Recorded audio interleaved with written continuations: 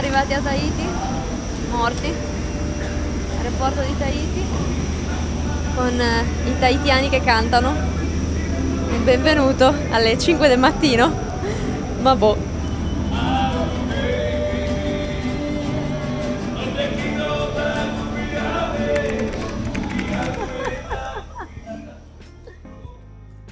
Dunque, l'arrivo in Polinesia è con French Bee o Air Tahiti, che sono le due compagnie fondamentalmente che collegano con il resto del mondo. Questo aereo rosso che vedete è uno degli piccoli aerei che poi dopo si utilizzano per passare da un'isola all'altra, con appunto un pass di voli che si può organizzare sulla base delle isole che si vogliono fare, e la nostra prima meta è stata Raiatea. Aeroporto di Raiatea. Ovviamente piove, però finalmente siamo in Polinesia. E passano dalla Chevrolet strafiga al Pandino, cos'è? Una Suzuki Swift. Suzuki Swift cesso. Suzuki Swift cesso in Raiatea. Allora, siamo al giardino botanico di Raiatea, perché come potete vedere il meteo non è dei migliori. Dario è incazzato nero perché non ha ancora fatto la cacca e quindi... è importante dire. E quindi è arrabbiatissimo per questo motivo, perché vuole un cesso e un letto, ma al momento cesso e letto non gli spettano fino all'una, quindi nel frattempo guarderemo il giardino botanico. È doveroso fare una premessa su quello che riguarda il meteo in queste isole.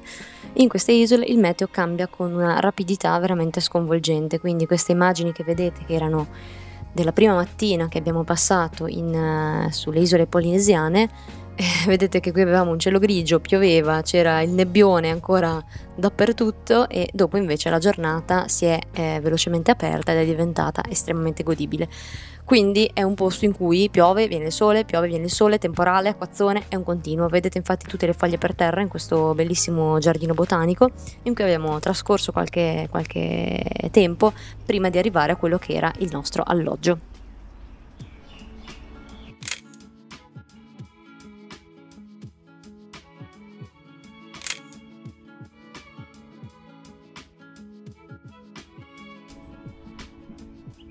Dario ha trovato un cocco, uno dei tanti. Sa di cocco? È già latte. Per forza che lo perde. Un coltello mi sembra un po' complesso, o lo spacchi tutto.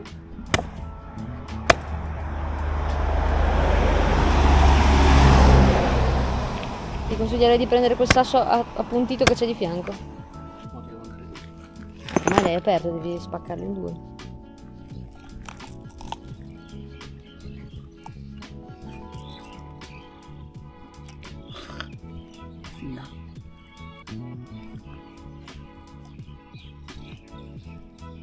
Il latte lo puoi scordare comunque.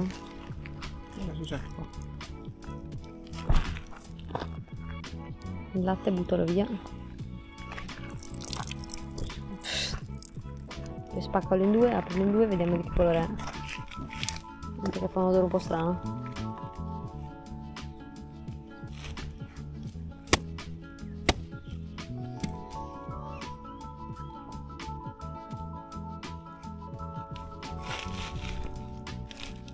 Nella prossima puntata mangeremo il cocco. Dario. Prendi l'acqua, no? La vicenda Dario versus cocco è finita con le mani di Dario nella seguente maniera. Prego. E il risultato. No, c'è anche il resto, però. Sì, buttare via dall'acqua potabile, però veramente fatela bastare così. Ah, vai, cocco. E ora sentiremo se questo cocco è commestibile. Sì, tu che hai le mani lerce, anche no. Valutazione cocco. Sa di cocco. Non è un po' rancido. Addirittura. Abbiamo preso un bel colore. Ah. Via di mezzo. Uomo felice che ha preso un pezzo di cocco. Uomo versus... No, no, adesso te lo mangi, l'hai voluto, adesso lo mangi. Così dopo ti aiuta. Perché non ci sono buone idee. Nella sfida di oggi, tra l'uomo e il cibo, ha vinto l'uomo. No, secondo me... Se non si caga addosso. eccoci arrivati al nostro alloggio a Raiatea. Credo di non avere più o meno parole per descrivere questa cosa. Boh, non so nemmeno se riesco a rendere bene l'idea della bellezza di questa camera. Guardate che roba, con questo è l'interno, il letto, camera bellissima con cucina e questa visuale sull'esterno che boh, senza parole. Altra premessa doverosa, questi scatti che state guardando sono stati fatti con una pellicola particolare che avevo preso a Tokyo, molto insatura come potete vedere. Finalmente mettiamo piede su qualcosa che sembri una spiaggia, dopo una fatica non indifferente, perché uno dice beh è in Polinesia, è tutta una spiaggia. No, perché Raiatea è un posto che di spiagge ne ha tipo poche, nel senso che le spiagge sono gli atollini che ci sono di fronte. Il problema è che arrivare agli atollini di fronte non è così ovvio come dovrebbe sembrare, e non è per niente ovvio, perché tu devi farti portare o con un tour guidato, oppure con noleggiandoti una barca, oppure facendoti portare con un taxi boat. Dopo ore a cercare un cazzo di taxi boat, finalmente giungiamo nel posto in cui dovevamo arrivare, che è questo. 40 euro per riuscire a fare questo cazzo di trasbordo, chiedendo a mari e monti, e nessuno capiva un cazzo di cosa volevamo fare, anche se mi sembra una cosa abbastanza ovvia, però il posto è incredibile, obiettivamente incredibile. Ok, e adesso finalmente siamo giunti qui. Da questo lato non tira un filo di vento, adesso noi andremo qua sotto una bella palma e ci spalmeremo sotto la palma. L'acqua purtroppo temo che sarà freschina, perché da quello che so di base è fredda, però il posto è incredibilmente stupendo. Questo motu, che è stato il primo assaggio di mare che abbiamo fatto in questi 10 giorni, è chiamato motu Ofetaru ed è appunto di fronte a Raiatea. In generale tutto quanto questa zona è costellata di piccoli motu, quindi uno che ovviamente avesse ad esempio il catamarano si fa la vacanza della vita, perché si può spostare da uno all'altro autonomamente e può anche, volendo, soggiornare e dormire, farsi un bel barbecue con del pesce pescato a bordo, cioè sulla spiaggia di uno di questi piccoli atolli, quindi è veramente una cosa paradisiaca a tutti gli effetti.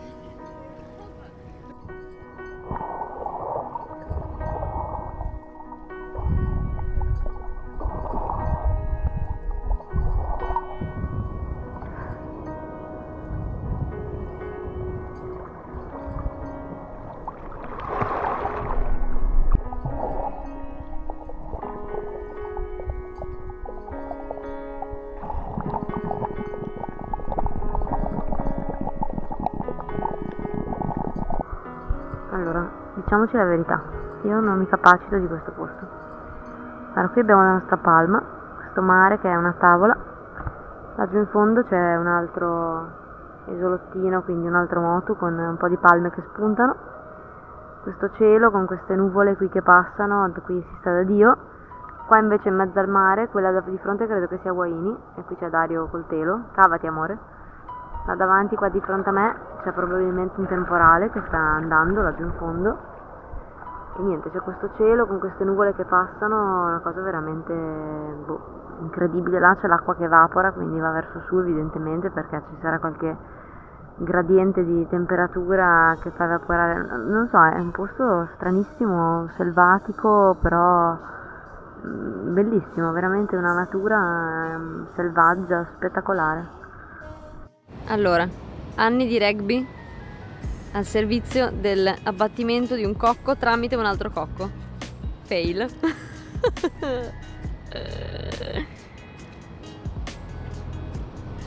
Questa somiglia più a una palla da rugby, un po' più ovale. Se prima o poi me lo tira in faccia a me, così abbiamo finito la questione. Altro attempt. Uè là, riesce, amici telespettatori. Incredibile. E ora? Varie domande si affacciano alla mente del profugo che si appresta a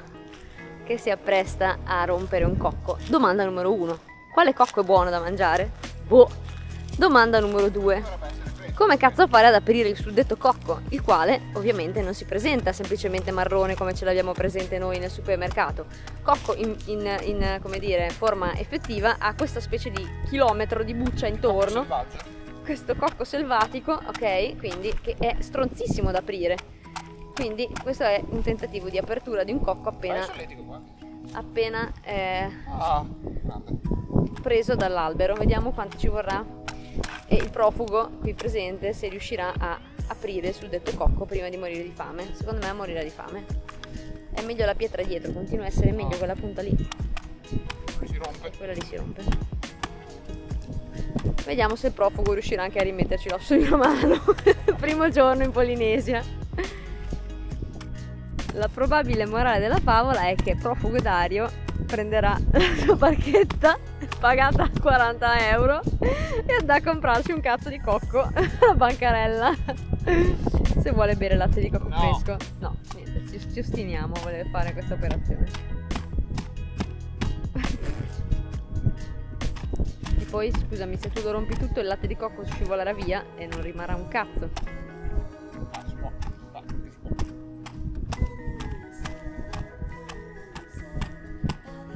Profugo Dario ha proseguito nella sua operazione, ha scoperchiato un pezzo di noce, dopo lungo andare, ci ha messo almeno 20 minuti, e adesso sta tentando il tutto e per tutto con la effettiva rottura della noce, che non sappiamo se è matura, se è acerba, se è buona, se non lo è, se è commestibile, se ci sono vari tipi di cocco, di cui alcuni non commestibili. Oh, ha fatto pss. Ha fatto pss come una lattina, si è aperta come una lattina. Beh. Che fa ben sperare rispetto a quello che c'è dentro. Profugo Dario si è spalmato addosso fibra di cocco come se piovesse. Per gli uomini. Sì. Che cosa stai cercando, amore? Un modo per... Secondo me devi aprirlo un po' di più. Ah, questo... Ah, però sai che devo dire... La potenza del sole nelle mie mani. L'unico film che hai visto. Uno dei pochi film che ho visto. Sì.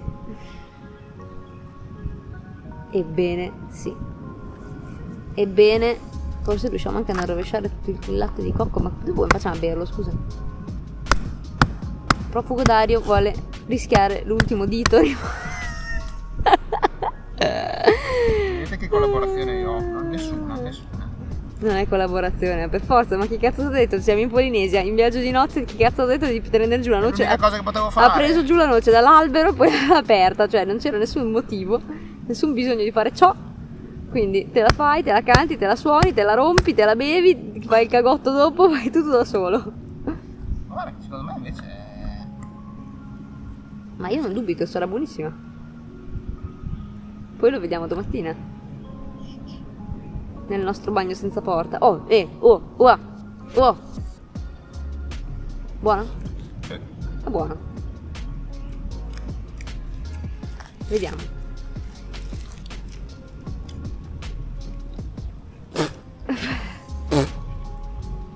C'è un po' di pelo? Non ti piace la patata pelosa?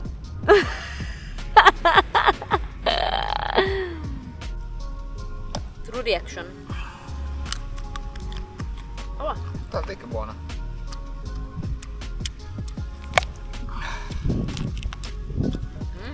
Buonissima. Che buona, buonissima. È squizzita. Guarda. Quanto latte di cocco che c'è. Quanto cagotto per Dario. Beh, magari. No, adesso il nero bisogna cavarlo, però. Ci siamo ormai, credo, solo noi. Su tutta l'isola. Su tutto il moto, scusate. Oh, c'è un granchio. Ciao.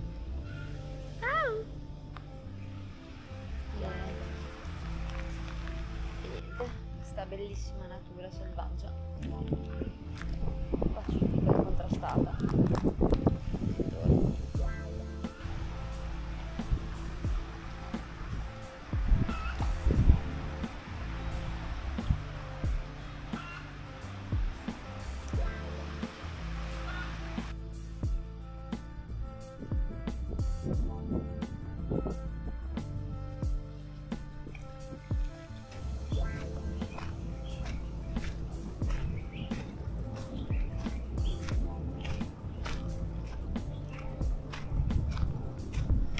Qui davanti il nostro taxi driver, boat driver, è venuto a recuperarci anche se eravamo in anticipo, quindi eravamo bellamente dall'altra parte dell'isolotto, però lui è venuto lo stesso a rescattarci. Che posto, ragazzi miei, che posto incredibile. Ormai non c'è più nessuno sull'isola.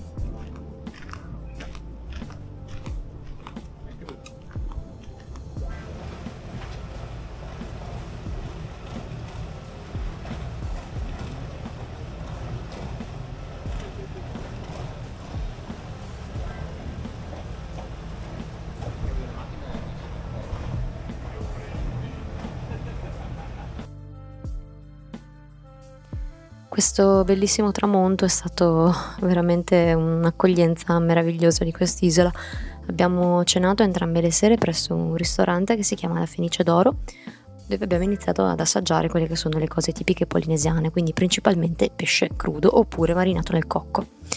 Alla mattina chiaramente svegliarsi in una situazione come questa, con le palme fuori che ondeggiano nella brezza, il sole che sorge sul mare, obiettivamente insomma questa è una delle cose che più mi è rimasta nel cuore assolutamente di tutto il viaggio di nozze. Questo alloggio a Raiatea con questa visuale veramente incredibile è stato per me una delle cose in assoluto più belle dell'intero viaggio. Buongiorno. Stamattina la nostra colazione si apre così, con una papaya, un frutto della passione, un po' di succo di mango e questa visuale brutta e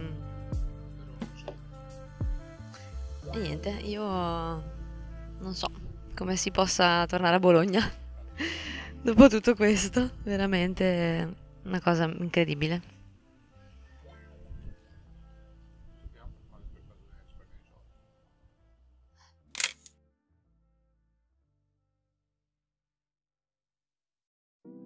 Come vi dicevo, a Raiatea fondamentalmente sì, esistono delle spiagge, ma viene considerata spesso una zona di partenza per visitare la prospiciente isola di Taa, che è un'isola molto più disabitata, in cui si praticamente organizzano delle gite in giornata in barca, in cui ci si ferma a fare vari stop, sia di situazioni di cultura polinesiana, come ad esempio una distilleria di rum locale molto buono, oppure nella fabbrica di vaniglia, oppure nella fattoria di perle, quindi assolutamente una serie di spot molto interessanti.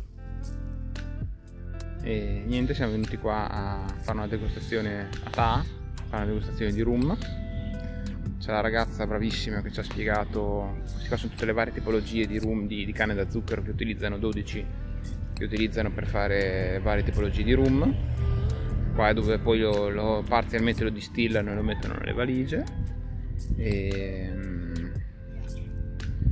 adesso sentiremo anche il rum, perché deve essere una roba paurosa. Ci ho fatto assaggiare un po' le canne da zucchero, che sono dolcissime ovviamente, e adesso vediamo un po' come va. La nostra barca, dopo la degustazione di rum, ha iniziato a portarci verso uno dei motu, appunto intorno a Taa, e obiettivamente vedete che è un posto, cioè veramente uno dei posti più belli che abbiamo visto. Quest'acqua era paradisiaca, vedete che c'è un resort ovviamente più che costoso, diciamo posizionato su questo motu, quindi iper privato assolutamente, con addirittura un isolotto con un tavolo in mezzo all'acqua, quindi una cosa veramente meravigliosa, ma che ci siamo goduti anche noi per una mezza mattina. Ecco il mio prossimo lavoro, lo spazzatore di foglie sull'isolotto, io vado lì. Francamente questo posto ci ha lasciato senza parole e siamo andati qui per fare il bagno nella barriera corallina ed è stata una cosa veramente mozzafiato.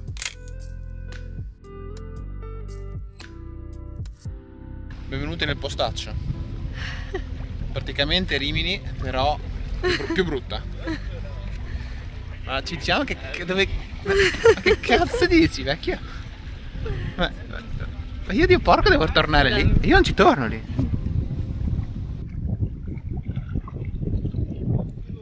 Quindi Eli, Cosa vogliamo fare? Vogliamo tornare a vedere i tubi raggi X?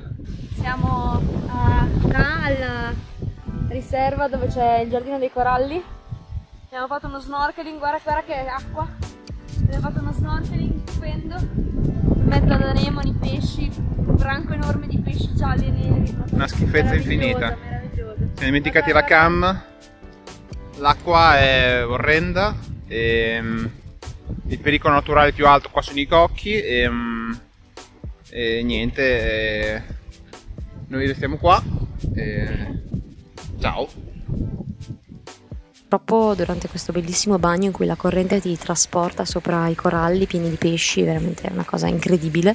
Non avevamo con noi la cam questo giorno purtroppo, quindi non abbiamo riprese subacquee, il che ci è dispiaciuto veramente un sacco, perché ovviamente la flora e la fauna marina erano qualcosa di pazzesco, con questi grossi anemoni rosa che fluttuavano nell'acqua.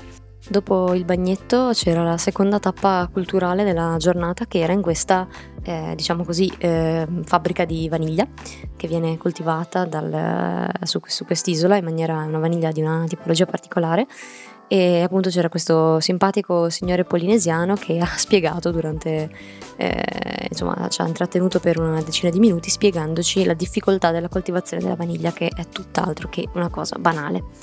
Dopodiché ci siamo reimbarcati con la nostra piccola barchetta con la musica a palla, con questo boat driver veramente divertentissimo, un polinesiano sdentato veramente top, ci siamo divertiti un sacco e ci siamo recati per pranzo a un motu vicino.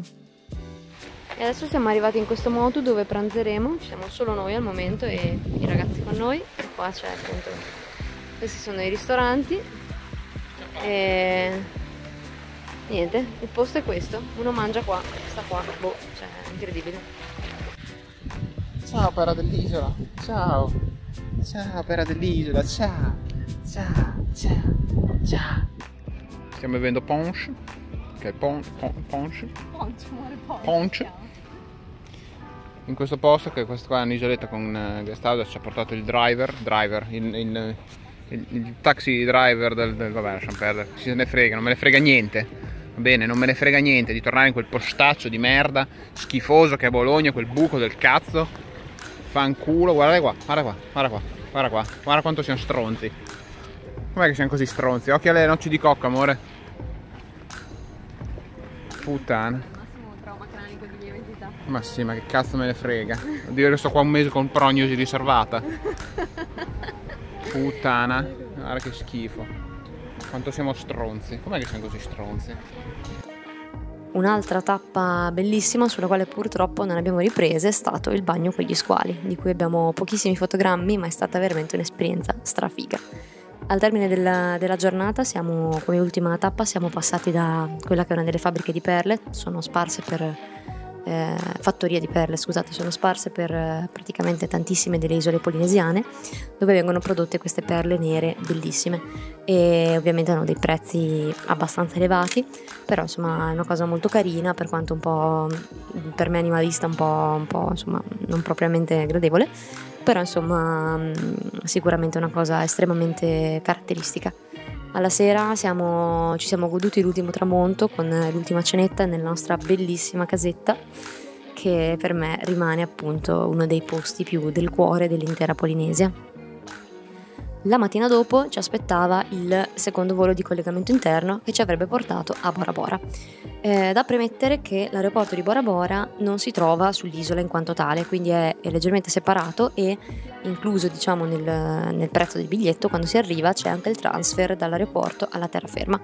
Inutile dire che anche soltanto l'arrivo all'aeroporto e questo primo pezzo di barca che si fa per arrivare alla terraferma ha un mare, che è una cosa che onestamente ci si chiede se sia reale oppure no. Queste riprese che vedete non hanno nessun tipo di correzione colore, è esattamente il colore che c'è a Bora Bora. Eccoci a Bora Bora per la nostra 24 ore di scappata qui con un uomo che si increma finalmente, e questa è la spiaggia pubblica di Bora Bora, nel senso che è quella diciamo quella per i poveri, però come potete notare diciamo che è bellina, diciamo così bellina, con le razze che nuotano qua vicino alla riva. Abbiamo mangiato un triste panino per evitare di investire 2 miliardi in un pasto che poi non potevamo goderci di volendo fare il bagno visto che è pranzo. E qui è l'1:30. Guardate che meraviglia di posto. Venite a fare il bagno con me?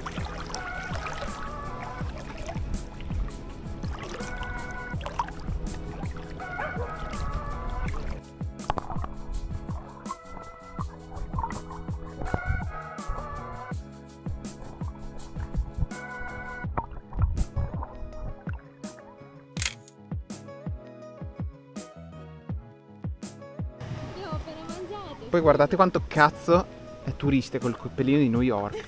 Ma quanto è triste averlo avuto comprare così. Proprio una tristezza. Una tristezza. Io ho detto, ma che cazzo lo prendi a fare che da cinesi costa $5? Lei no, lo voglio comprare di più.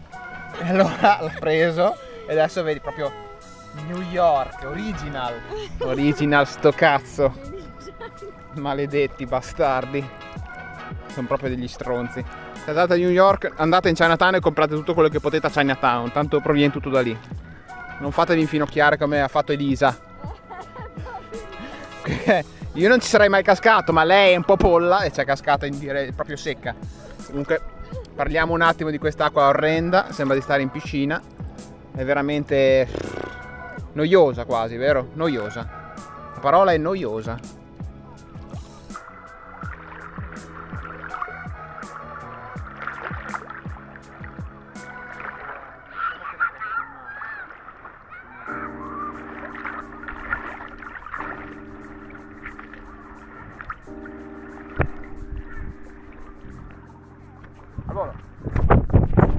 Di Bora Bora che costa abbastanza per le nostre tasche, ma per la media di Bora Bora costa niente, nel senso che di base Bora Bora costa tipo €1.000.000 a notte.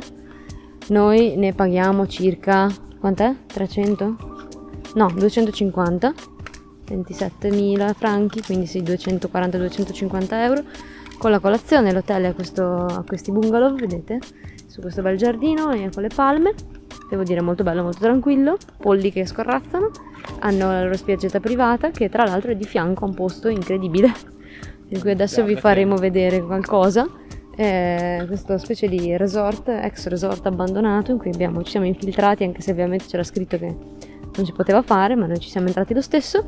È veramente una cosa inquietante della serie, che veramente insomma è una cosa abbastanza strana, abbastanza lugubre, però molto carina, molto interessante. Ecco qua, vedete, andiamo nel nostro appartamento che è qua su per la scaletta al piano di sopra e c'è la nostra cameretta. Dopo questa giornata un po' frenetica ci siamo presi un aperitivo prima di cena nel nostro resort, guardandoci questo tramonto tra le palme con questa brezza anche un po' troppo forte, a dir la verità, in attesa della mattina dopo, in cui ci saremmo spostati nuovamente di isola.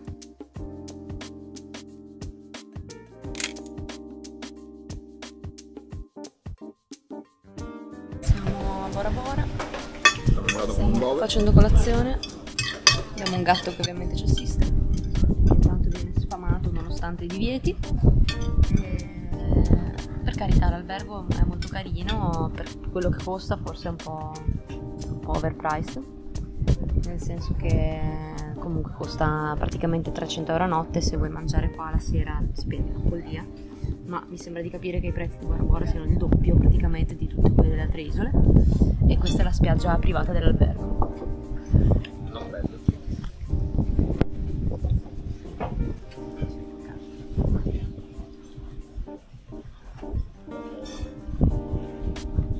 Miglior caffè, cioè fa cagare che è caffè americano che non sanno fare caffè, però probabilmente è la migliore tazza di caffè che potrò farmi in vita mia, quindi No, te ne sei fatta anche una in cima al lago Scaffaiolo. questa è la miglior tazza di caffè purtroppo che... Lago Scaffaiolo perde versus Bora Bora. Guarda, cioè, insomma, dai, parliamoci un attimo. Ove Bora Bora, Lago Scaffaiolo, Cessat. Esatto. Sed l'ex dura l'ex. Sì, certo, va bene. Porpora di notte. Cosa dici? Bel tempo si spera. Sì, grazie, ciao. E con il battello siamo tornati all'aeroporto di Bora Bora, appunto con il vento in faccia, si torna verso l'aeroporto, ci si gustano gli ultimi momenti di quest'acqua bellissima. E ecco, qui finalmente posso farvi vedere questo isolotto che ho scritto benvenuti a Bora Bora, che veramente, cioè, è proprio il simbolo di questo posto per quanto mi riguarda, ed è stata l'ultima cosa che abbiamo visto di marittimo prima di atterrare nella tappa successiva, ovvero Rangiroa.